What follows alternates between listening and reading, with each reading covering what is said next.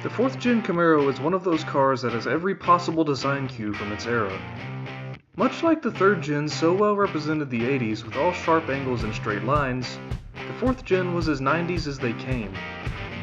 It is shaped more like a bullet than any car designed to do more than land speed runs on the Bonneville salt flats. The early 4th Gen F-bodies are slightly pointed on the nose, but after the facelift in '98, there were no sharp edges to be found. Anyway, the car featured in this video is a 2002 Chevrolet Camaro Z28 Convertible. It has roughly 60,000 miles on it, and the interior is in remarkably good shape considering the reputation of 4th Gen F-body interiors. If you're not familiar with that reputation, just think of the quality of 5th Gen Camaro plastics, but with 20 fewer years of development. I'm not sure if 5th Gen dashes will crack as often as 4th ones, but we will see. After using the second of the 3 engines GM has referred to as the LT1 for the first few years of production, 4th Gen F-body switched over to the then new all-aluminum LS1 in 1998.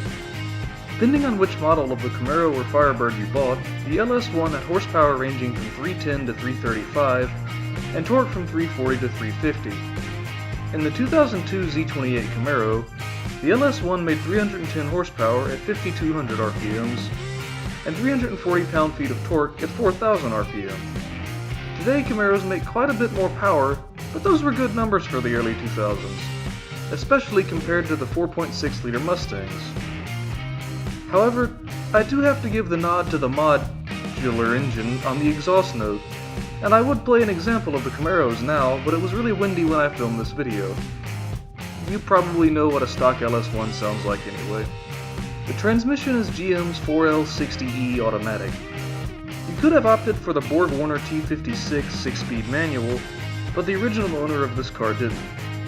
This is one situation where neither option is bad, since both transmissions are generally well respected now.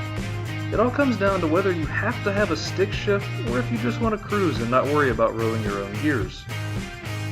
What does 4L60E mean? I didn't know for a long time, but most of it is pretty intuitive.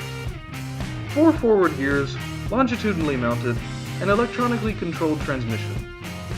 What about the 60? I have absolutely no idea. Curb weight on the 4th Gen F-bodies is somewhere between 3,200 and 3,400 pounds, which is not light, but it is certainly lighter than the beasts that are 5th Gen Camaros. I'm not knocking the 5th Gen, heck, I drive one, but it seems like GM made it heavier than it had to be. The steering, at least on this car, is pretty heavy. I'm not sure if that's typical of all Camaros of this era, but it was something I was not expecting. As far as the rest of the driving experience goes, the windshield is curved so dramatically that it distorts your view of the road in front of you. That goes back to what I said earlier about the car not having a single straight line anywhere on it. There's also this weird hump in the floorboard that you can't quite settle your feet around, though it's much more significant on the passenger side than on the driver's side. Apparently, that is where the catalytic converters are. In addition, it's a Camaro, so the back seat is worthless, and there is a plethora of fine early 2000s GM plastic on the interior.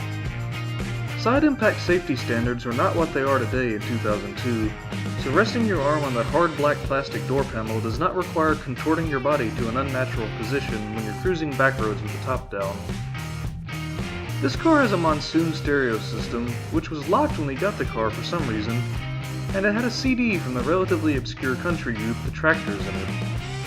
According to the Tractors Wikipedia page, they only had one country top 40 hit, but their debut album went double platinum in the US and Canada.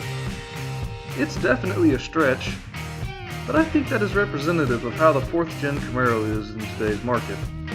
Objectively, there are far better cars, but someone will want these cars no matter how strong the mullet-rocking stereotype of Camaro owners may be. Thanks for watching.